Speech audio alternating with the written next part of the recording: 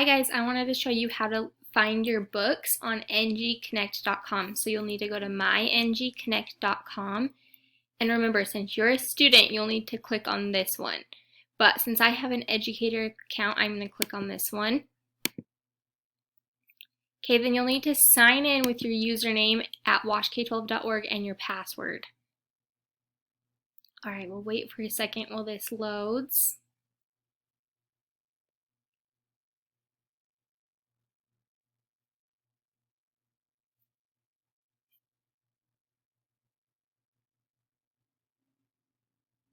Okay, remember this is the home screen. Yours might look a little different than mine because you have a student account.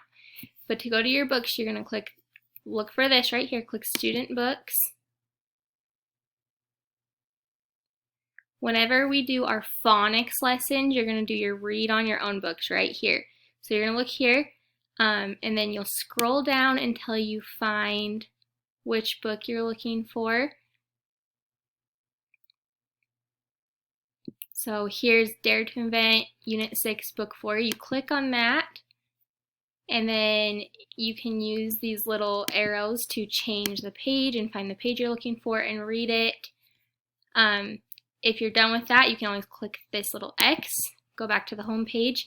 If you're looking for the anthology or for our comprehension lessons, you'll need to click on this purple one that says Student Book.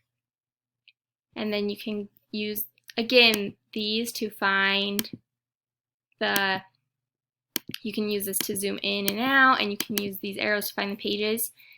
To do Comprehension Coach, remember you click this little mouse, click on that. Choose a selection. And then you need to choose the story that you want to do Comprehension Coach for. Don't do Comprehension Coach until I tell you, okay?